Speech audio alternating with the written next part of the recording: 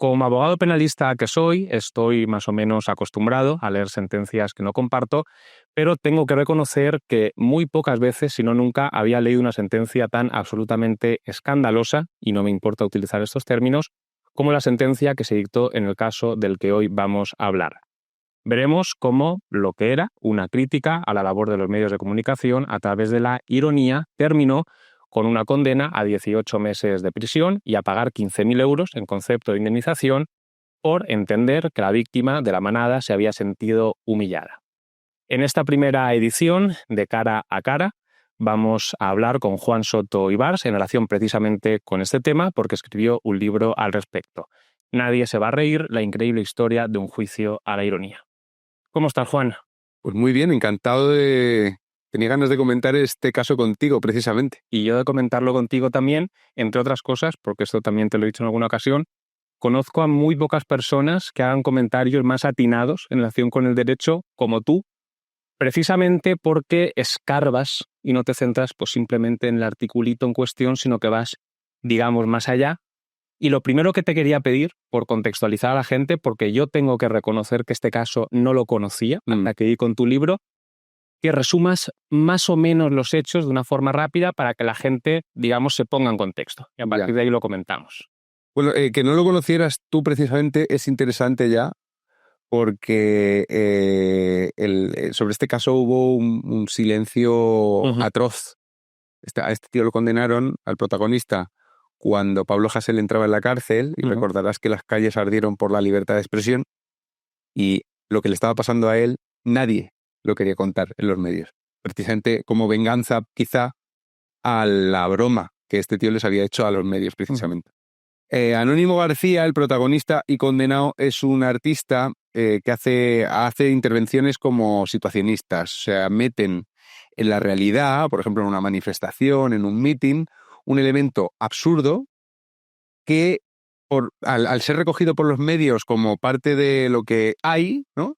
Como que ponía de relieve el absurdo de las situaciones. Ejemplo, vestirse de curas y monjas, irse a Vista Alegre 2 cuando Podemos hace un cisma entre Rejón e Iglesias, ¿no? Y decir que ellos son los cleroflautas y que han venido... O descolgar una bandera de España de 15 metros por un edificio al paso de la manifestación del 8M en la Gran Vía del feminismo, ¿no? Con el lema en la bandera de España, Viva España feminista, y tirar octavillas de la bandera de España con una vaca en vez del toro. Eran acciones que ponían, digamos, daban la última vuelta de tuerca al absurdo de una situación. La del 8 de marzo, por ejemplo, se salda con gente subiendo por los andamios y dándoles una paliza. Le agredieron, de hecho. Le dieron puñetazos. Por cierto, chicos, la Guardia Pretoriana del Feminismo siguen siendo chicos. En fin, ellos hacían ese tipo de actos y cuando tuvieron delante, como toda España, el sensacionalismo atroz en torno al caso de la manada, juicio paralelo, ya sabes, acuérdate, Anónimo García, el líder de este grupo que iba cambiando de tamaño, de gente, etcétera, pues quiso hacer algo para poner encima de la mesa el sensacionalismo. Y lo que hicieron fue fingir que ofertaban un tour turístico por el itinerario que habían seguido los de la manada y la chica y tal. Y esto lo anunciaron en una web, el tour de la manada, con la idea de que se tomara en serio, que los mismos medios que estaban haciendo sensacionalismo picasen y dijeran qué horror, qué iniciativa más monstruosa. Esto pasó al día siguiente de activarse la web, y cambiar la web entonces por un mensaje que dijera algo así como a que está feo convertir en producto la desgracia. Que es lo que ellos habían hecho, básicamente. O sea, les pone un espejo. Es el objetivo. Con un espejo, nadie hace caso al desmentido. La versión mediática, que es un desalmado ha hecho un tour por Pamplona, llega a la abogada de la víctima de la manada, denuncian, bueno, hay una denuncia previa del Instituto de las Mujeres, pero por no liar, en fin, que le denuncia nada menos que la víctima de la manada, Anónima denuncia a Anónimo, y para sorpresa de todo el mundo, principalmente del abogado que tenía, esto termina en condena, y Coda, digamos, para los que dicen que no existe la cultura de la cancelación, este tío trabaja en Greenpeace en el Departamento de Libertad de Expresión, y cuando es la primera condena, antes de que sea condena en firme, le echan a la puta calle. Acaba de tener una niña y se queda condenado, con una deuda de la indemnización, las costas, seguir con el proceso, que también es muy caro, ir al Supremo, al Constitucional, todo esto, y sin trabajo, y sin nadie que le defienda, y sin nadie que cuente su historia. Entonces dije, me cago en todo, y escribí el libro.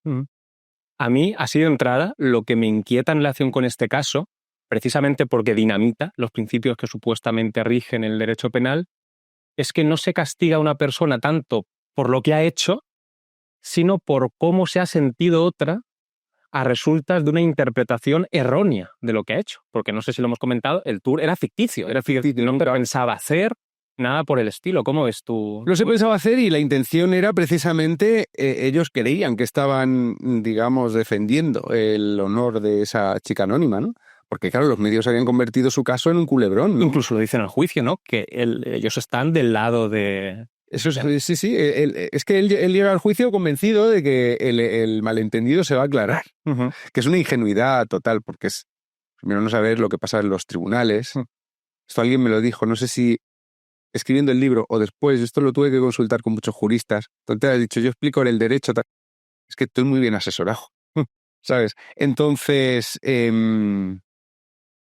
alguien me dijo que Anónimo había creído que en los tribunales se hace justicia, pero que lo que se hace en los tribunales es mantener la paz social, que es diferente, ¿no? No sé qué piensas tú de esa... Yo creo que como descripción es correcto.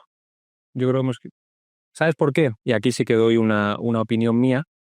Hay que diferenciar quizás entre el justiciero o la persona que aspira a que se haga justicia, que pone más el foco en el fin, y luego está el jurista o el leguleyo que pone más el foco en los medios. Es decir, antes de que exista derecho a una sociedad, pues hay una cierta anarquía, hay un cierto caos. Entonces, la persona que se dedica al derecho dice, oye, vamos a implantar las leyes precisamente para aplacar este caos. De ahí la importancia absoluta y mayor que le dan a los medios, que al fin, precisamente por eso pueden suceder cosas como estas. Esa es mi opinión. Porque no necesariamente a través del derecho, paradójicamente, se trata de hacer justicia. Como descripción estoy de acuerdo. Claro, quien te lo dijo, pero estoy de acuerdo. Sí, pues tú... Como descripción, no como valoración. El nombre de quien me lo dijo. Antes off the record te he dicho quién era. No lo podemos decir. Me lo callaré entonces. Sin embargo, también me choca muchísimo que una vez, bueno, quien se lea el libro creo que termina con una opinión bastante clara de que la condena es absolutamente inmerecida. No he conseguido encontrar un solo jurista, a jueces, abogados... que esté de acuerdo con la condena. Incluso algún diputado legislador progresista que habiendo leído esto no se haya echado las manos a la cabeza. Quería meter opiniones, cuando estaba escribiendo quería meter a alguien que me defendiera la sentencia, estuve buscando y fue imposible. Y entonces, si es tan evidente una vez a uno, se le explica, y de hecho no es que él durante todo el proceso estuviese callado, sino que también lo explicó durante el proceso, cuál había sido su intención. La denuncia se puso 3 meses después de que la web hubiera desaparecido y estuviera sustituida por el desmentido. O sea, en el momento en que se pone la denuncia de la chica de la manada, ya no es posible ver la web. Quedan pantallazos o la ha publicado algún medio y tal, pero está desmentido ya el asunto. Y así va él al juicio, pensando que tiene que explicar la ironía que él ha hecho y cuál es su intención, porque él sabe que va a un juicio de intenciones, que esto es otra cosa siniestra. No se le condena por un hecho, se le condena por la intención que se atribuye al hecho, y de nada sirve que él diga que su intención era la contraria. Es como lo que has dicho tú, una mala lectura de un texto que termina siendo la versión oficial. ¿Y qué pudo pasar, esto es tu opinión, qué pudo pasar para que algo tan evidente, porque él evidentemente no con tu prosa y demás, también lo trató de explicar en el juicio, cómo es posible que aun explicándolo y siendo obvio lo que pretendía hacer, que era retratar a los medios de comunicación haciendo lo mismo que ellos habían hecho, termine con una condena, recurra, se mantenga la condena, vuelva a recurrir, se mantenga la condena otra vez? ¿Qué pudo pasar para que terminase de este modo el caso? Yo venía a preguntártelo a ti, pero hay una cosa que no sé cómo... Yo tengo mi opinión, ¿eh? Quiero saber la tuya primero y ahora te doy la mía. Yo creo que pesó muchísimo, habíamos visto lo que pasó con el juez del voto discrepante de la manada, Habíamos visto lo que pasó con los 3 jueces que hicieron la primera sentencia en la audiencia provincial, cuando pusieron 9 años en vez de los 15, y, o sea, habíamos visto todo eso. Y para desgracia de Anónimo, aunque la víctima de la manada no vivía en Pamplona, la primera denuncia que se puso y que abrió el caso fue del Instituto de las Mujeres de Navarra. Por lo tanto, se puso en Pamplona. Por lo tanto, esto se iba a juzgar en Pamplona. Aunque lo que pedían la acusación del Instituto de las Mujeres, que era delito de odio y tonterías de esas, Eso cayó, sí. se mantuvo en esos tribunales. Entonces yo, bueno, tanto Anónimo como yo, como gente que luego ha leído el libro, nos hemos preguntado, si esto se hubiera juzgado en Madrid o en Sevilla o en cualquier sitio que no fuera Pamplona, ¿le hubieran condenado? Y a mí me parece dudoso. O sea, yo tengo una interpretación que puede sonar chocante, te la planteo, a ver qué te parece. Me interesa muchísimo. Yo creo que hay que diferenciar entre los procesos comunes que afectan a personas ordinarias, a don nadies, por así decirlo, como puedo ser yo, por ejemplo, en relación con delitos pues típicos, pues un hurto, una estafa, unas lesiones. Yo creo que aquí rige la presunción de inocencia. En estos tipos de procesos se parte de que eres inocente, se tiene que demostrar tu culpabilidad y si no se consigue, se te absuelve. Pero creo que hay un segundo tipo de casos distintos, ¿vale? Sexuales. Creo que es más amplio. Creo que es delitos o casos con connotaciones más políticas en las que no se juzga a un don nadie, sino que se juzga a una persona que podía ser un don nadie, pero que a raíz de ese caso termina convirtiéndose poco menos que un enemigo público. Y aquí creo que la presunción de inocencia es una ficción. Creo que tú estás condenado de antemano y que se celebra un juicio farsa porque se tiene que celebrar. Tenemos ejemplos históricos muy evidentes. Por ejemplo, los juicios de Nuremberg. Por ejemplo, el juicio que se hizo a Adolf Eichmann en Jerusalén. No tenían presunción de inocencia. Dreyfus. Por ejemplo, también. Que luego quiero vincular lo que tú has hecho con lo que hizo Zola. Pero bueno, en este tipo de casos, tú estás condenado de antemano. A Hannah Arendt, por ejemplo, lo reconoce en el libro que habla sobre Eichmann. Dice aquí, la presunción de inocencia era una ficción. No, es interesante, sí. Y yo creo, perdón, por conectar en relación con este caso, qué es lo que pasa a ti. Es decir, si Anónimo García, que es un seudónimo, hubiese hecho la misma crítica a los medios de comunicación en relación con cualquier otro caso, estoy al 99,99% que se le habría absuelto. Claro, es que ahí hay un punto... la víctima de la manada. Es que ahí hay otro punto muy interesante, porque lo que se juzga, o sea, ellos se les condenan por trato degradante a la víctima. A, nunca, no saben quién es la víctima. B, no la mencionan en su web. O sea, ellos tienen, no lo hemos dicho antes, pero estos son gente de izquierdas, feministas. Sí. Entonces, ellos tienen un cierto cuidado en caricaturizan a los agresores de la chica, pero no a ella, ¿no? Entonces, el trato degradante creíamos, de hecho, las sentencias que pone como argumentos jurídicos, jurisprudencia, la misma jueza, remiten a atrocidades, torturas... Que no tienen nada que ver, claro, con este caso. Pero siempre hay algo en común. Más allá del grado, hay algo en común, que es que una persona conoce a la otra y la degrada, aunque la acabe de conocer, pero la conoce, tiene un poder sobre ella. Aquí es una web que ni siquiera la menciona su caso. Aquí es como, o sea, yo siempre ponía este ejemplo que es como si un judío víctima del Holocausto denuncia a Roberto Benigni porque le ha parecido que se ríe de él. Y por más que Roberto Benigni diga, no, ni siquiera me estoy riendo de las víctimas, solo trato con humor un caso muy serio, que finalmente el juez diga, no, si esta persona se ha sentido herida, como estuvo en Auschwitz, tú a ver que no. Y en este caso es particularmente importante para mí que se sintiese herida la víctima de la manada. Porque, y esta también es una teoría mía, creo que si solamente hubiese denunciado el Instituto de la Mujer, no sé exactamente cómo se llama, sí. No estoy tan seguro, quizás sí, quizás no estoy tan seguro de que se lo hubiese condenado por la siguiente razón. Para mí este proceso tiene esas connotaciones políticas que me llevan a meterlo dentro de ese segundo grupo de casos, porque si la víctima de la manada denuncia y dice que ella se siente humillada, hay toda una propaganda detrás de este caso en virtud de la cual, como ella se sintiera, fue un motivo muy determinante para condenar. No fue un caso más. en torno a eso. Hubo toda una política, etcétera. Inauguró algo que es el sentimiento como prueba, ¿no? Exactamente. El sentimiento no, ni siquiera. La expresión de que se tiene un sentimiento, porque nunca tampoco sabremos. Exactamente. O sea, hay una pequeña irregularidad ahí, que es que el parte de daño psicológico lo pide el día que pone la denuncia, o sea, el último día el último día que se podía añadir otra denuncia a este proceso, pues ese último día su abogada, Teresa Hermida, que es una fiera y que se ha convertido en una portavoz de esta persona misteriosa, ¿no? El último día mete la denuncia y de ese día o del día anterior así es el parte. Y el parte no lo hace una psicóloga, lo hace creo que la médica de Lo cabecera. comentas también, sí. Entonces tenemos que creernos, claro, ese sufrimiento, pero el parte el parte se hace médico 3 meses después de que la web no exista, ¿no? Claro. Parece como una especie de herejía poner en duda los sentimientos de alguien, pero yo creo que eso tiene más que ver con lo que entendíamos como un Estado de Derecho que donde estamos ahora.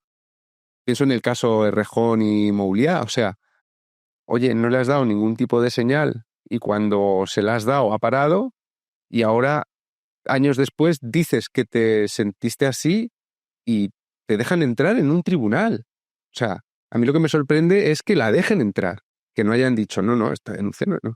A mí en este caso concreto, ya digo, no valorándolo, porque evidentemente valoro muy negativamente esta condena, pero creo que si uno intenta interpretar o entender esta condena en términos estrictamente jurídicos, se va a volver loco. Porque creo que aquí no está la explicación. Creo que la explicación es la que yo trataba de comentar de el sentimiento de esta persona ha sido el eje en torno al cual hemos vertebrado muchas políticas y ahora absolver a esta persona implicaría decir que cómo se sienta la víctima de la manada da igual.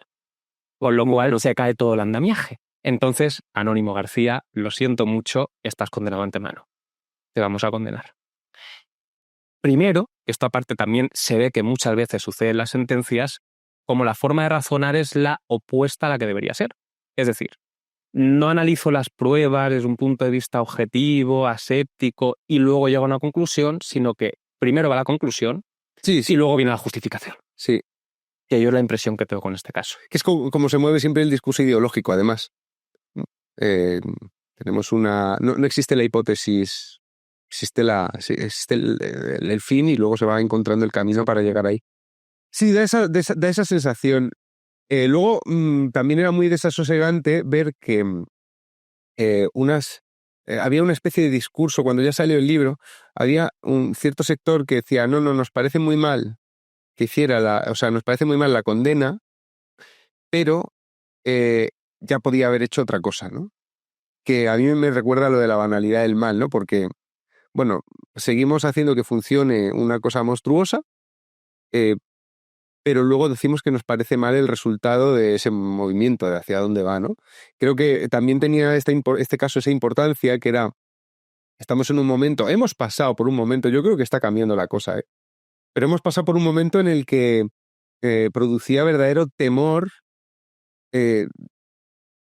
ponerse en una dirección contraria a la corriente. Con todo este tema del feminismo hegemónico, la gente tenía verdadero miedo a poner un pie en el suelo y decir, no, perdonad, pero yo no quiero seguir este.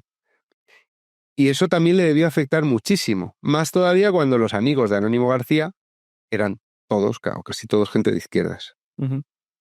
Quiero hacerte una pregunta porque me interesa mucho saber cuál es tu punto de vista.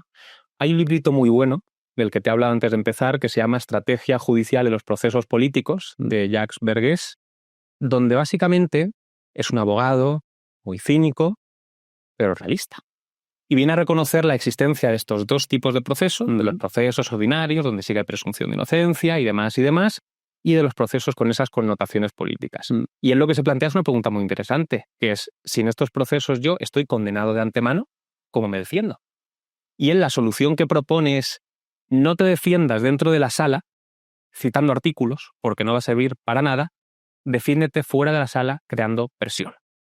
Entonces, yo te pregunto, si este libro tú lo hubieses escrito antes de que se dictase sentencia, se hubiese convertido en un bestseller, te hubiesen hecho entrevistas, otros youtubers hubiesen hecho eco, hubiese generado en definitiva una sensación popular de que cómo se le va a condenar a esta persona. ¿Crees que se le podría haber absuelto en ese caso? No, con el camino de mi libro no, porque yo estoy muy marcado y no... Este libro casi no ha salido en medios de comunicación convencionales. ¿Ha recibido menos entrevistas que en otros libros? 0, creo. Bueno, 0 no, pero muy pocas, sí. Muy pocas y no ha salido apenas ninguna crítica en suplementos culturales. Estuve bastante por medios locales y luego muchísimo internet. Ha habido en internet sí que ha habido mucho y lleva 3 ediciones, o sea que sí que ha habido una respuesta, pero es como que han hecho como que no existía.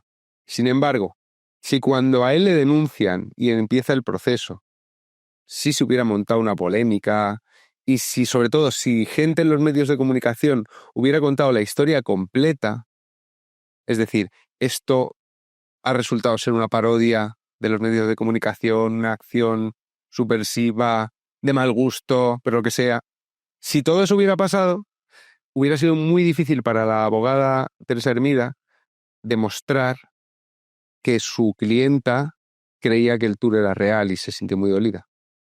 Yo es que voy más desde el punto de vista no tanto de si a la abogada le hubiese resultado más difícil, sino si el juez se hubiese atrevido. La jueza se hubiera atrevido, sí, pero de nuevo es que en este caso lo que ha faltado es información. Ha faltado contar la historia. O sea, aquí hay varios culpables, por así decir, de la condena. La juez, por supuesto. La abogada y la clienta también, porque se intentó llegar a, o sea, explicarles. Hubo un intento bastante desesperado por parte del acusado de aclararlo y no hubo. El proceso ya había empezado y ahí ya no hubo. Pero luego una responsabilidad inmensa son los medios de comunicación y las ONGs. Los medios de comunicación se negaron a contar la historia que sale en el libro y tenían la información disponible y el acusado iba buscándoles. Casi les imploraba que lo contasen. Y las ONGs, claro, él trabajaba en Greenpeace, pero trabajaba en el Departamento de Libertad de Expresión. Entonces conocía a Amnistía Internacional y a Amnistía Internacional se negó explícitamente cuando él les suplicó, oye, mirad lo que me está pasando, a ver si me podéis ayudar, a hacer presión, eso que dices tú, ¿no? Además se lo dijo cuando Amnistía le invitó a él a participar en una campaña por Pablo Hasél. Y como él conocía personalmente a las personas que hay detrás de la sigla, les escribió y les dijo, acabo de recibir este correo, yo encantado de ayudar con Pablo Hasél, pero mirad lo que me está pasando. Y la respuesta de Amnistía Internacional siempre me helará la sangre, que fue, no podemos ayudarte a ti aquí porque en tu caso hay una víctima. Y yo recuerdo que Pablo Hasél algo con las víctimas del terrorismo había hecho, ¿no? Pues es que hay víctimas y víctimas. ¿Ves? O sea que Mi interpretación va por ahí. yo creo que la presión hubiera podido hacerse sin necesidad de... Yo escribía artículos. La historia estaba contada en un artículo mío, muy, muy someramente. Antes de... o sea, en el momento de la denuncia yo conté todo y lo conté en TV3, recuerdo en la tele, y se quedaron todos asombradísimos. Pero ni siquiera esos medios catalanes que, digamos, en cuanto pueden darle a la justicia española le van a dar, ni siquiera esos medios protegieron o difundieron esta historia. ¿Por qué? Porque estaba la víctima de la manada, es que nadie quería hacerlo. Ya. Vamos un paso más. Este libro, la hipótesis que yo planteaba es una hipótesis, es decir, si lo hubieses escrito antes de que se hubiese dictado Sí. condena, pero lo cierto es que lo escribes después. La condena ya está. Sí. No eres abogado, con lo cual esto no es un escrito que vaya a ir a ningún juzgado. No puedes revertir con este libro la condena judicial que ya existe. ¿Por qué lo escribes? ¿Para evitar la condena social? Claro. Cuando yo cojo a este hombre, me lo llevo a casa de mi suegra, estamos unos días, nos conocemos, nos habíamos conocido así un poco. Yo había seguido algunas actividades de su grupo y pues era un personaje que siempre me había atraído mucho. Y entonces ya, pues me lo llevé a casa y dije, oye, que quiero hacer un libro, vente, te hago una entrevista de 3 días, me cuentas tu vida y nos ponemos. Y él, sí, sí, claro. Entonces vino una persona destruida.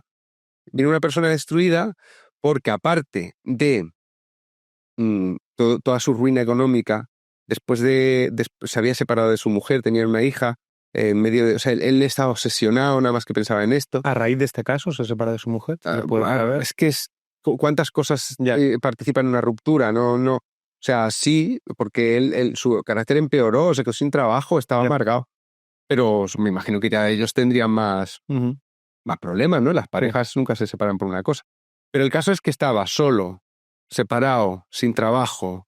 El grupo de artistas se había disgregado, ya casi no funcionaba o no hacían casi nada o prácticamente nada.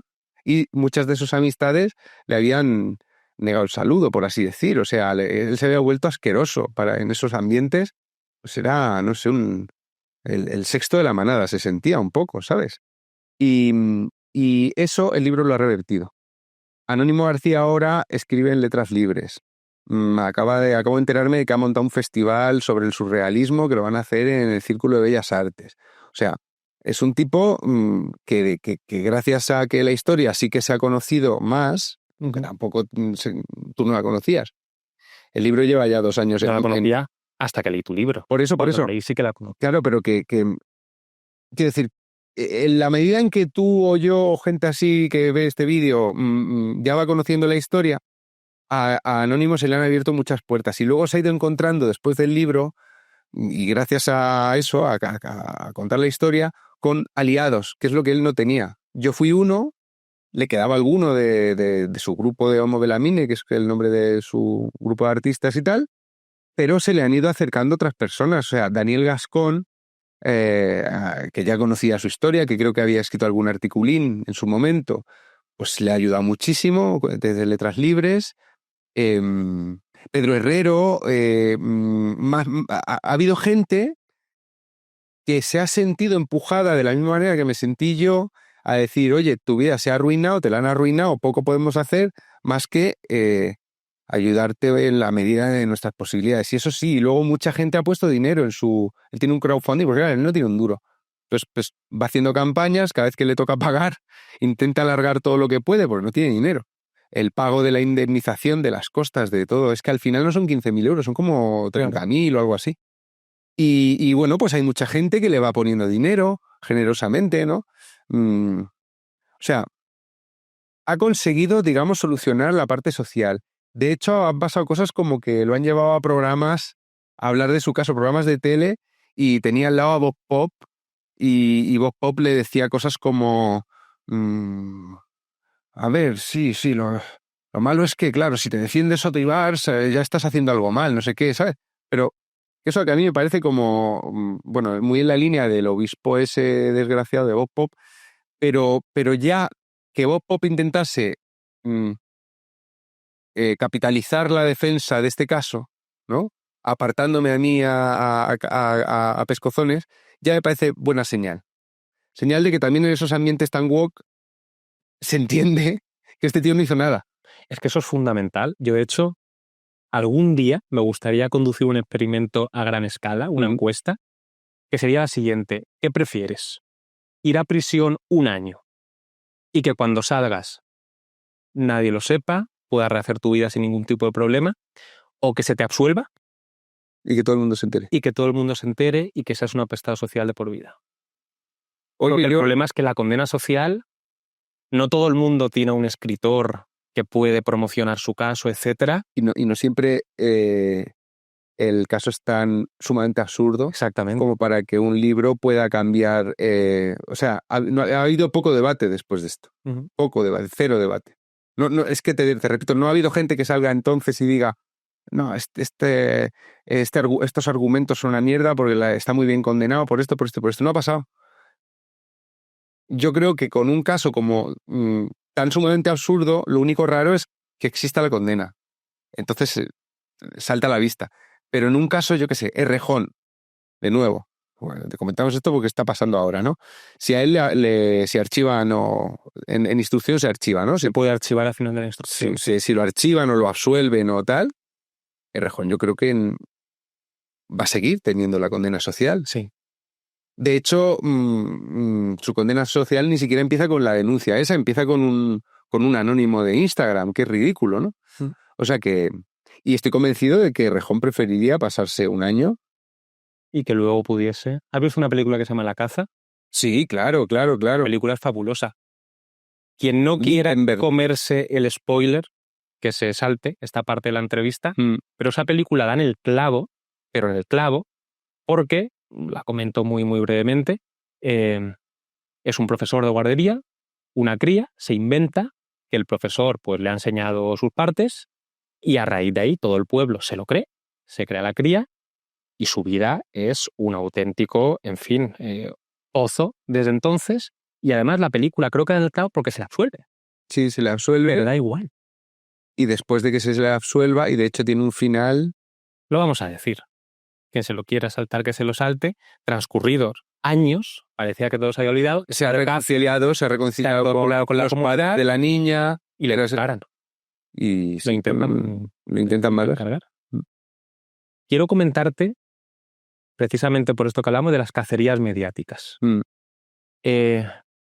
A ti te interesa mucho, y por eso me interesa a mí también leerte, entender la sociedad en la que vives. Es decir, las noticias las sueles utilizar como ejemplos concretos para indagar y tratar de entender fenómenos sociales. A raíz de lo que estamos hablando surge una pregunta obvia. ¿Por qué las personas, que yo creo que sí que es algo bastante generalizable, desde el mismo momento en el que se denuncia a alguien, tendemos instintivamente a pensar que es culpable, con independencia de que se le haya condenado o incluso si se le absuelve? ¿Qué sucede ahí? Yo creo que pasan muchas cosas. Hay elementos como de antropológicos que tienen que ver con la contaminación, etcétera. Pero una cosa que ocurre particularmente con las cacerías mediáticas motivadas por asuntos que tangencialmente o directamente toquen el sexo, es que en esos casos mediáticos se mezcla la prensa rosa y la justicia.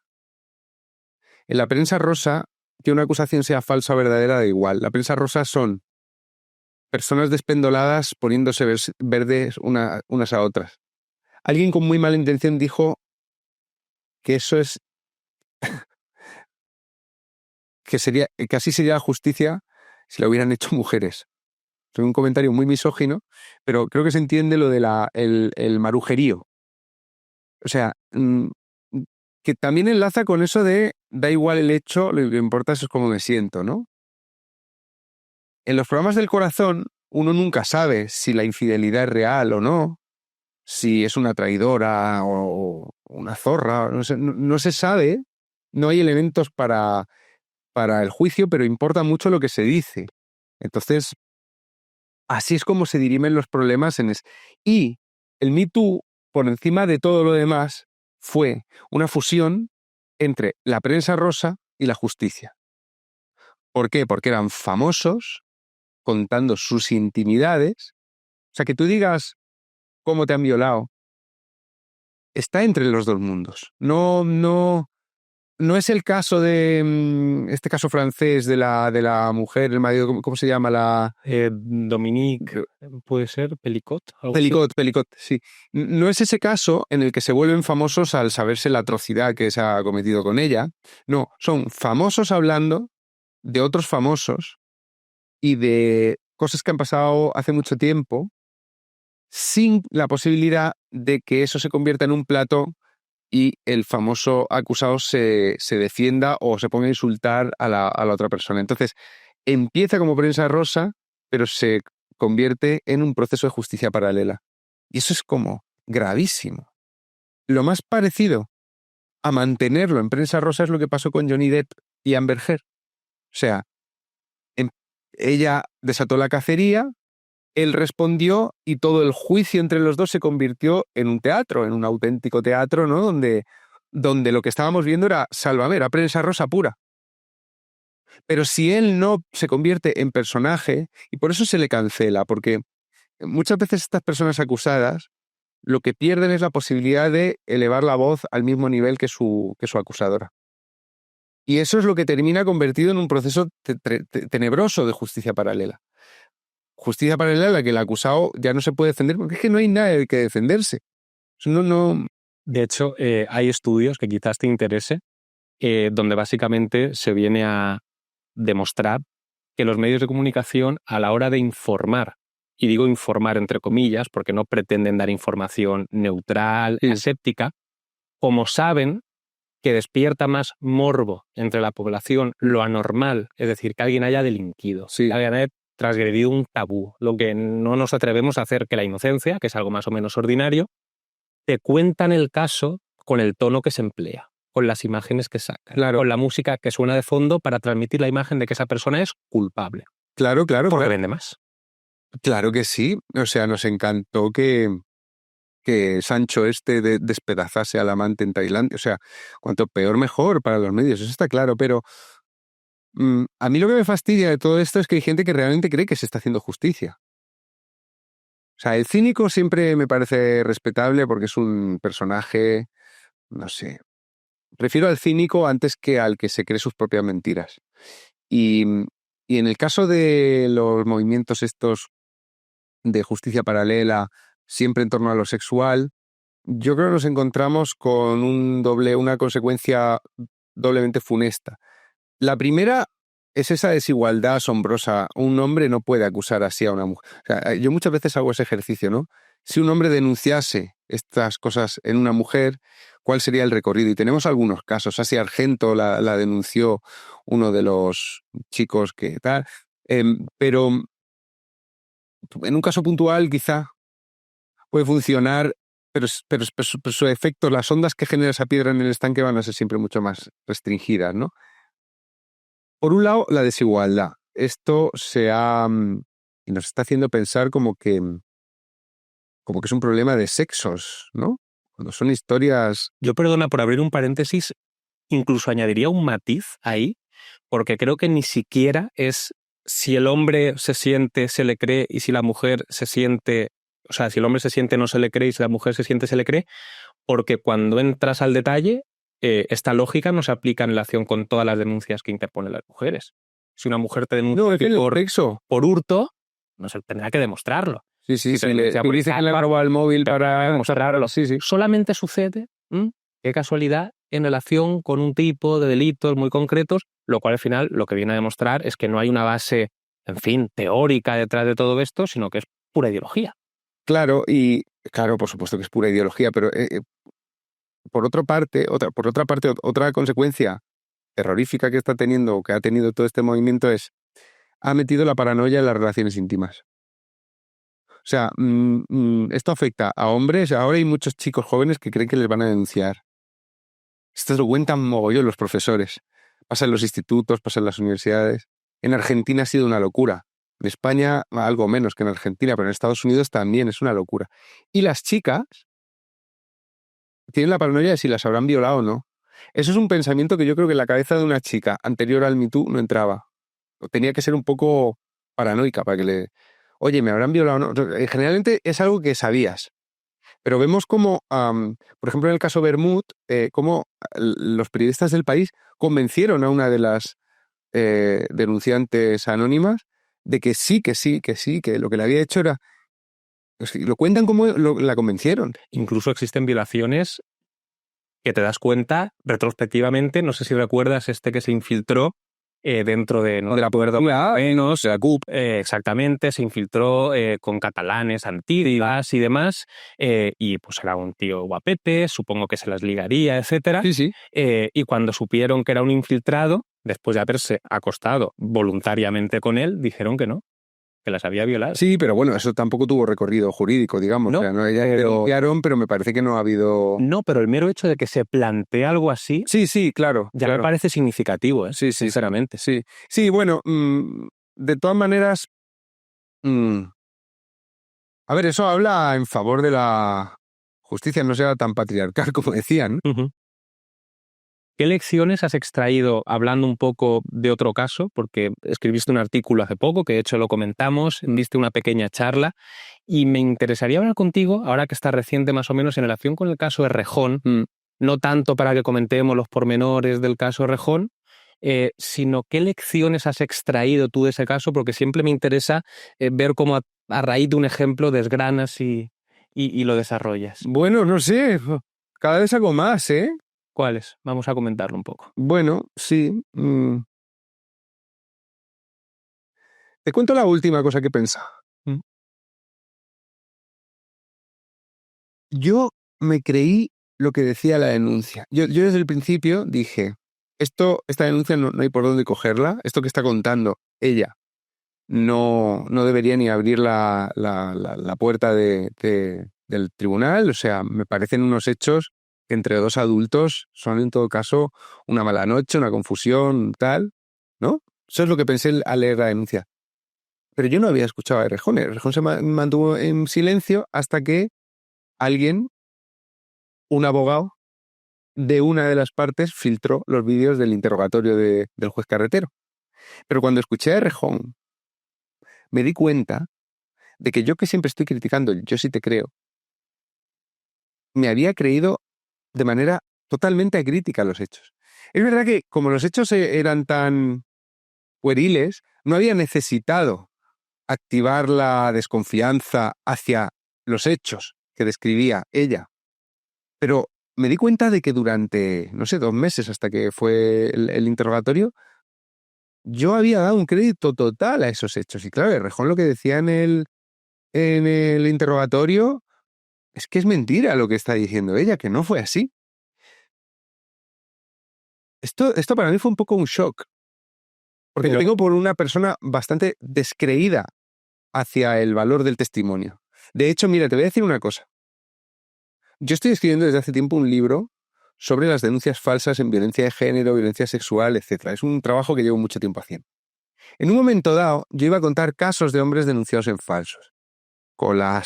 Siempre con los papeles, oye, sabes que muy pocas denuncias se condenan, pero hay muchas absoluciones que cuando lees los hechos y tal, dices, esto es evidente que era mentira. Es evidente. Y sufren mucho estos hombres, ¿no? Porque son años sin ver a sus niños, cosas así, que te congelan tienes que ir a un centro ahí, a un espacio de estos seguros a ver a la niña, cosas así, ¿no? Pero cuando estaba ya metido en el libro, pensé, no puedo utilizar lo que me están contando estos hombres. Porque algo dentro de mí dice, ¿y si es mentira? Yo hablo mucho de las denuncias falsas y de la mentira en las denuncias, y entonces esto a veces se tiene como por una especie de misoginia de entrada. No te crees a las mujeres, tal, a las mujeres. No. Es que fíjate, es que quiero escribir sobre el problema de las denuncias falsas y hablando tú a tú durante horas con un tipo que me está contando cómo a él le han hecho la vida imposible con denuncias falsas, le ha puesto una, otra. Yo siempre tengo en el fondo de mi cabeza una duda que es, ya, pero es que, ¿y si no me estás diciendo la verdad? Entonces pensé, y ese libro pues va a ser un poco más, no voy a hablar de casos concretos más que los muy mediáticos, Juan Arribas o cosas así.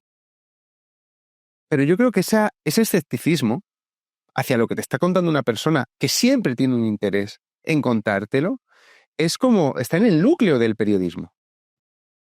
Y en el núcleo, además, del derecho penal. Debería, ¿no? Porque aquí se comete una contradicción que me cuesta concebir, una tan grande, que es la siguiente. El derecho penal existe porque no somos seres de luz. Si fuésemos seres de luz, entonces no haría falta contemplar ni delitos ni penas porque nadie delinquiría. Claro. Sería absurdo. Entonces, que dentro... Seríamos todos de Podemos. Más o menos, de Sumar ahora. Entonces, que dentro del mismo derecho penal se diga, oye, no, vamos a creer de entrada a las personas que dicen que han sufrido tal porque confiamos en que son seres de luz y que no van a mentir. y que simplemente van a denunciar porque lo que les ha ocurrido es cierto. Eso es invertir la carga de la prueba totalmente, ¿no? Pero que particularmente suceda dentro del derecho penal me parece especialmente sangrante precisamente por eso, porque en el núcleo del derecho penal está la desconfianza, el pecado original. Es decir, la gente delinque, la gente se porta mal y por eso vamos a contemplar penas para el caso de que lo hagan. Que dentro del derecho penal, que está presidido por esa desconfianza hacia el ser humano, se diga, pero en ti confío. Además de forma irreversible, porque lo que dices es verdad, porque obras con justicia. Porque es imposible absolutamente que estés denunciando a alguien para quedarte con la custodia. Eso sí, absolutamente imposible. No puede pasar. Es una contradicción o por venganza. Exactamente. Cada uno utiliza las armas que tiene. El bruto le pega con los puños y no sé. Precisamente por ello la presunción de inocencia es civilizatoria. Claro. Comentamos, pero yo esto te lo comento por eso, porque una lección última, después del interrogatorio, ha sido esa. Ha sido decir, coño, pues me acabo de dar cuenta, yo en ningún momento he puesto en duda que lo que esta mujer está contando pasó así. Es que tampoco me extraña que no lo pusieses en duda por cierta inercia. Has comentado antes que parece que antes sucedía una cosa y ahora está sucediendo otra, es decir, la historia es pendular. Normalmente solemos ir de extremo a extremo y en relación con el testimonio de las mujeres, particularmente, es un ejemplo buenísimo. Porque antaño el testimonio de las mujeres en los procesos no valía nada. En las partidas, por ejemplo, hay un artículo que hoy en día haría que explotase muchas cabezas, en el que es el Alfonso X, ¿no? En el que básicamente lo que se viene a decir es que las mujeres solamente podían declarar, y lo dice así, en relación con hechos mujeriles. Es decir, en relación con lo que hubiese sucedido, pues donde se limpiaba, donde se cocinaba, porque son los entornos que ya se le cuentan. Sin irnos a Alfonso X, o sea, en los años 70, el testimonio de una mujer maltratada rara vez, ¿no? O sea, yo hace un tiempo miré el número de condenas que había por malos tratos y supongo que se denunciaba muy poco, no había divorcio, antes de la ley del divorcio, ¿no?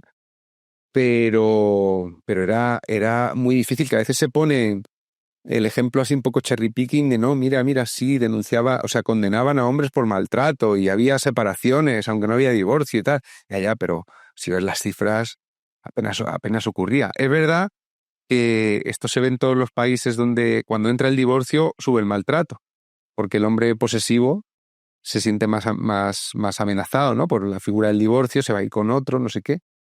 O sea que todo es muy complicado, pero es verdad que... Lo dice clarísimamente eso, o sea, del testimonio de no valer nada, como se dice, esto nos parece mal. A ser la palabra de Dios. A ser la palabra de Dios. No se contempla la posibilidad de que exista un término intermedio. Sí, revisando sentencias de agresión sexual y de maltrato y doméstico, etcétera, hay veces que tengo un poco la sensación de que tenía leyendo la sentencia de Anónimo, ¿no? De decir, vamos a ver, porque el testimonio puede valer como prueba si hay tres, ¿no? Los famosos tres condicionantes, ¿no? De las tres condiciones para que un testimonio sin más prueba.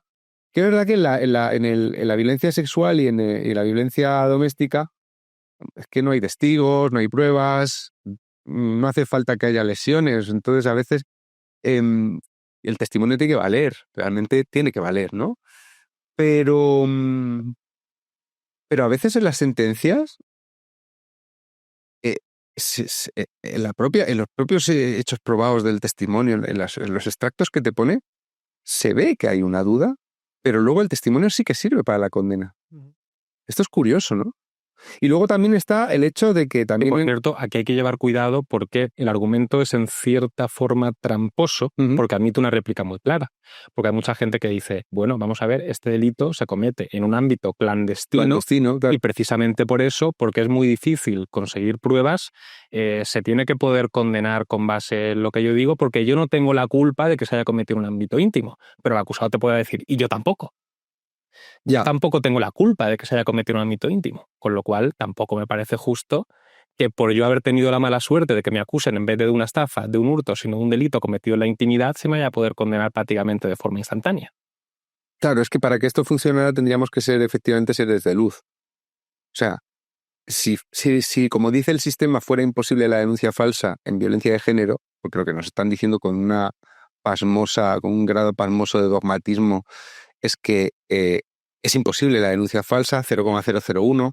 El propio Consejo del Poder Judicial tiene unos informes que son surrealistas sobre esto. No, es que no hay. Y como no hay, decimos que no hay. La única es la de Rejón, ha tenido esa mala suerte. Pero es ridículo, ¿no? Bueno, 80% de absoluciones y archivos, 20% de condenas. ¿Qué habrá en ese 80%? No sabemos, no podemos saber. Bueno, ¿por qué te decía esto? Ah, sí, porque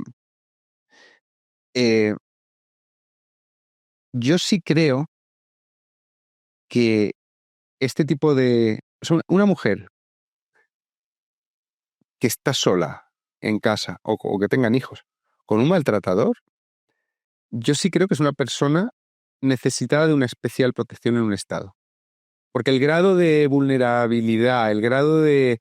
Y sin que haya peligro de muerte, porque en la inmensa mayoría de los casos no hay peligro de muerte, ¿no? Ahora bien, creo que hay hombres en la misma situación. Hombres sometidos a un maltrato físico, psicológico.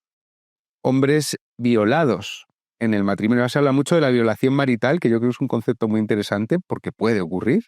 Y ocurre, la violación marital, te voy a forzar porque eres mi mujer, pero esto también pasa con hombres, que es curioso, nosotros no tenemos eso en la cabeza, que se pueda violar a un hombre, pues a lo mejor en la cárcel es las duchas, ¿no? Vamos a la caricatura o en la guerra, ¿no? No, pero claro, forzar a un hombre a tener sexo sin que quiera es algo que se puede hacer perfectamente y se puede hacer con esa figura tan bonita que es el prevalimiento. El prevalimiento es conseguir que el otro haga por miedo y de forma, sin amenazar directamente, ¿no? Prevaliéndote de tu condición superior, en el sentido que sea, conseguir que haga lo que no quiere hacer y lo que tú sí quieres que haga, ¿no? Entonces, a mí me parece que es muy interesante empezar a hablar de la atrocidad de las denuncias falsas en procesos de divorcio, etcétera, etcétera, y que sería un error quedarnos ahí, porque podemos seguir hablando de que sí que hay un mal que necesita una medicina, sí que esa medicina va a tener siempre efectos secundarios, porque la justicia de alguna manera tiene que abrir las puertas de las casas en esas situaciones, ¿no? Tiene que meterse en un terreno donde el hecho objetivo casi no se puede coger, ¿no? Pero no hay que quedarse en el caso de las mujeres maltratadas, que ya me parece suficientemente necesitado de respuesta de tal. Es que en las casas pasan muchas otras cosas. Uh-huh. Es que tenemos que seguir con los filicidios también, tenemos que seguir con el maltrato a los abuelos. Y ahí vamos a encontrar, y con el maltrato a los hombres en la pareja, vamos a encontrar muchos más agresores, ¿no? O sea, como este tema nos lo han planteado de manera identitaria, entramos al trapo de la guerra identitaria, ¿no? Decimos, estáis demonizando a los varones, estáis sacralizando a las mujeres, esto va contra los principios de la condición humana, no estáis hablando de una ficción, estáis fingiendo que solucionáis algo y lo único que estáis por un camino de propaganda infinita, no, estáis dejando muchos muertos por el camino. Ya, los hombres denunciados en falso, condenados en falso no creo que hayan tantos, pero denunciados en falso, desprovistos durante 1 año, 2 años de la posibilidad de vivir, son un gravísimo problema, pero luego hay que seguir. En esta sociedad no se habla de los hombres maltratados. Cuando sale una asociación de hombres maltratados, que si Vox, que si nazis, que si llorones, vivimos en una sociedad, digo por eso que lecciones del caso Errejón, está sometiendo la denunciante a Errejón al maltrato. Uh-huh. Yo sé que esta es una pregunta que la gente no tiene en la cabeza, pero yo creo que tenemos que empezar a plantearla así. Hay una cosa bastante trágica, creo que era Alain de Benoit, el que decía que, bueno, pues tradicionalmente en Occidente se había venerado al héroe y que en la sociedad actual se veneraba a la víctima. Y yo a eso le doy un pequeño... Daniele Giglioli también, ¿no? Tiene un libro, Crítica de la víctima, creo que se llama, y yo creo que habría que darle un ligero giro a eso, porque lamentablemente creo que no es así. Creo que no se venera a la víctima, sino a la persona que se victimiza y que además entra dentro del núcleo de personas cuya victimización da pues réditos mediáticos, etcétera, porque normalmente a las víctimas se les suele dejar tiradas. Tienes toda la razón del mundo. Sí, es un comentario que es muy pertinente, ¿eh? Es verdad. Es verdad. Disfrazarse de víctima se la cuenta. Ser una víctima... Ser una víctima te dejan tirado. El ejemplo de Valencia, sin ir más lejos. Esas personas, no de un delito, bueno, tendrá que verse, pero bueno. Ser una víctima no se la cuenta. No, se la aburren las víctimas. ¿Eh? Nos cargan. Para un rato. Las víctimas para un rato. Las víctimas de ETA. ¿No? Para un rato. Está otra vez con su... Quien realmente hace paja de hostia, eso es la persona que se victimiza Jenny Hermoso. y que tiene la capacidad de mediatizar eso. Jenny Hermoso... Elisa Julia. Sí, claro, Jenny Hermoso pasa 3 días de jajajajajajajaja y de pronto documental en Netflix. O sea, claramente. Claramente. Y por eso también hay un problema en la... esto también pasaba en el caso de Anónimo García. Él entra a defenderse de... No de Maribel Rodríguez, de la víctima. Y ya es la víctima, y él mismo hablaba de la víctima. Es decir, pero no víctima mía. No, ya estás. Esto tiene tentáculos. De hecho, es bastante ilustrativo, que es una cosa que yo he criticado, el hecho de que a la persona que denuncia ya de entrada se le llame víctima. Sí. Denunciante. Tiene que ser denunciante. Sí, es que tendría que ser denunciante. Y ojo, esto ya es una simple... La víctima hay que probarlo. Curiosidad. Hay que probarla como hay que probar el delito. Es una petición de principio que desde el mismo momento en el que denuncia ya seas una víctima. Y además no es una simple cuestión de palabras, porque yo sí que te puedo ofrecer ejemplos concretos de precisamente los efectos prácticos que eso surte en el proceso. Porque a lo mejor le quieres hacer una pregunta delicada pero pertinente y por esa necesidad de proteger a quien ya es víctima te dicen que no, ya no la puedes hacer. A mí eso me ha pasado. A mí me ha pasado que quiero estar en el reconocimiento forense de la persona que denuncia, pues para poder ver lo que dice o mandar a un perito para que pueda hacer una contrapericial, y como hay que proteger a la víctima, no me dejan. Entonces yo digo, esta palabra tiene connotaciones que van más allá de la simple terminología. No es una cuestión de palabras, es que como le llamas víctima, la proteges y me impides defender a la persona que está siendo acusada. No solo la ofreces, no solo la proteges, le das el estatus de persona, o sea, cambia la composición química de los personajes de la función. Si uno es víctima, el otro ya es culpable de Ástole. Claro, de hecho, víctima sin agresor. De hecho, se habla mucho, después de filtrarse el interrogatorio de Adolfo Carretero a Muliá y Errejón, sí, se habla mucho de que la actitud ciertamente chocante de este juez, tan chabacano incluso, revictimizaba a Elisa Muliá. Dice, ¿cómo la va a revictimizar? Primero habrá se ha probado que es una víctima. Claro. Así es. Sí, con eso me confronto yo. Pues no sabía que te podían impedir hacer una pregunta. Digamos, esa pregunta no viene... Bueno, sí, o sea, sí que hay una ley donde se dice que hay que llevar cuidado para no revictimizar, ¿vale? Bueno, pero porque existe la posibilidad de que sea una víctima. Sí, esa es la delicadeza que hay que tener con una persona que posiblemente... Pero, y esta es, digamos, la crítica que yo ofrezco a estas personas, porque hay quien lleva esto al extremo y dice, hay algún artículo reciente que he leído al respecto, que dice, es que si no es una víctima durante el proceso, entonces se le va a poder humillar impunemente, se le va a poder tratar poco menos que a patadas. Como pasa en los juicios estadounidenses, ¿no? Los abogados... Sí, bueno, y a lo que yo respondo frente a ese tipo de artículos, vamos a ver, yo en mi día a día no trato a patadas a la gente, las trato con cortesía, con educación, no porque piense que son víctimas, sino porque trato de ser educado. Entonces no hace falta que llames víctima a esas personas, puedo llamarla denunciante y simplemente a través de la cortesía, a través de la educación, se le puede ofrecer un trato digno. No hace falta que le llames víctima porque eso tiene sus connotaciones. También hay algo detrás de esto, lo decía muy bien esta Raquel Ogando, que es una feminista que se ha peleado mucho con Fallarás y todo esto, porque con el caso de Rejón, porque dice que esto no lo compro, ¿no? Y entonces, claro, decía, joder, es que parece que además ella dice que ha pasado por un juzgado denunciando unos hechos, no sé si eran de acoso o así, y que claro que es desagradable. Pero es que de pronto como que si existe la posibilidad de que una persona se lleve una condena de 3 años o de 5 años, lo menos que se debe exigir a la víctima real, por muy víctima real que sea, es que pase por un mal trago. O sea, queremos que las cosas sean inocuas, ¿no? Pero claro, las consecuencias de una condena, la gente las trivializa mucho, ¿no? A veces meten a la cárcel 2 años y medio, 3 años o 4 años a alguien y la gente, 4 años ya es tú. Es que, oye, 4 años en la cárcel, ¿eh? Y al igual que Más el proceso. Al igual que hacía Anónimo García con los medios de comunicación, a la señora que decía esto se le puede poner un espejo delante, porque dice, es que el proceso no puede ser un mal trago para el denunciante y acaso para el acusado no lo es. El proceso es un castigo en sí mismo. Claro. La pena... lo Anónimo García, si no.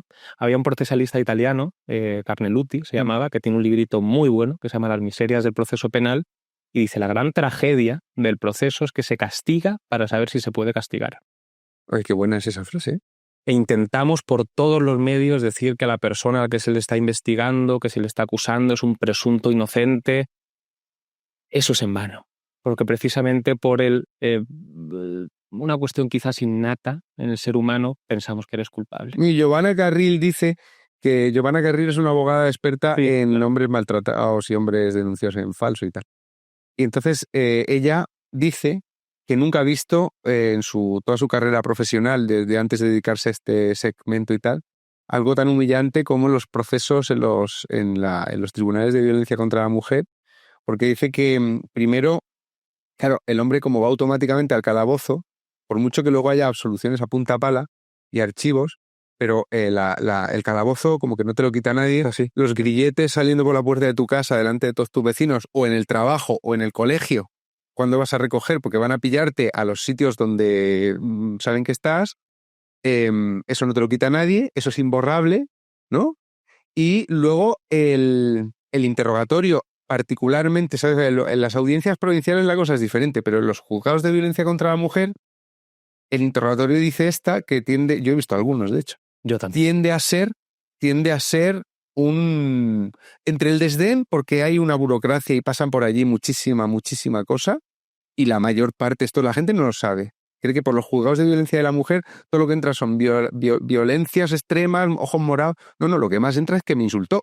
Uh-huh. ¿No? O sea, estadísticamente hay una cantidad de denuncias de me amenazó, me insultó, me gritó, dio un golpe en la mesa, cosas así, me sentía amenazada, tal. Dice Giovanna Carril que los tratan en esas particulares salas con una mezcla de desdén y sensación, o sea, transmitiendo la sensación de que ya, cuéntame otra. Todos sois iguales. Aquí hay un añadido. Es lo del todas putas, pero cambiado de género. Básicamente. Y aquí hay un añadido, digamos, precisamente pues porque me dedico al derecho penal, aunque sea efectos metodológicos y tal, siento una desconfianza hacia el ser humano y creo que hay que jugar con los incentivos, tanto positivos como negativos. Y me parece que en el campo concreto de las denuncias falsas eso es absolutamente inexistente. Para que la gente entienda bien lo de cuando dicen que hay un 0,0001 denuncias falsas, eso lo que quiere decir es que si a mí me denuncian, termina el proceso con un archivo o con una absolución y yo denuncio a esa persona por denuncia falsa. Hay que hacerlo la Fiscalía de Oficio, además, en este caso, ¿eh? Y no lo hace nunca. No lo hacen. Yo en alguna ocasión he presentado denuncias por denuncia falsa me lo voy a inventar, con 50 documentos y me han inadmitido a trámite la querella. Inadmitido. Mira, en las denuncias falsas, en la persecución de las denuncias falsas, en este particular delito o delitos de violencia sexual y violencia doméstica, es donde mejor funciona la presunción de inocencia. Uh-huh. Es casi invulnerable. Es cierto. Toda la presunción de inocencia que no hay en el proceso. O sea, yo oigo a juristas que son muy favorables a la ley de violencia de género y de todo esto defender que lo de las denuncias falsas es que hay que probarlo, hay que ver que la intención era hacer daño, y es que me admira, digo, joder, ojalá todo fuera así. Y además tenemos que poner ese estándar. Y en los poquísimos casos, porque son poquísimos, en los que termina recayendo condena por denuncia falsa, la condena suele ser de una multa. Sí, no. Yo aquí soy muy babilónico. Yo muchas de las cosas que digo en Twitter, casi todas son provocaciones para ver un poco, para sondear al personal. Y el otro día dije esto. Dije que era muy babilónico y que en el sentido del código Hammurabi, sí. Y que me parecía bien que los delitos de denuncia falsa, si yo he denunciado a alguien pidiéndole el delito X y le he expuesto a una pena de 5 años de prisión, la máxima, ¿no? Entonces, si esa persona luego me denuncia a mí por denuncia falsa y se me condena, yo cumplo 5 años de prisión también. Y yo me adelantaba una crítica y dije, me podían decir, bueno, qué poco proporcional está siendo. Y digo, no, la balanza está totalmente equilibrada. Yo he estado con esto aquí por saber todos los días de mi vida, mientras dura el proceso, que me puedo comer 10 años de cárcel, que la otra persona lo experimente también. No se me lanzaron al cuello, de decir. Es que está cambiando el péndulo. Ahora vamos a tener que tener cuidado con los que antes defendíamos. Quiero decir, o sea, la composición química del aire ha cambiado de manera drástica. En Argentina, por ejemplo, están demoliendo todo el edificio este de... De hecho, están hablando mucho, están saliendo de los archivos del tema de las denuncias falsas precisamente, entre otros muchos, ¿no?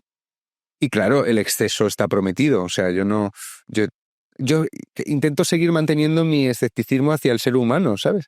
Tengo amigos que se han fascinado con Elon Musk, con Milei, con todos estos anti-woques, ¿no? Y tal. Creo que es muy sano el escepticismo que hemos mantenido hacia ciertos movimientos fanáticos y sería una pena que lo perdiéramos por el camino solo porque ahora parece que la realidad nos da un poquito menos, nos da un poco más la razón.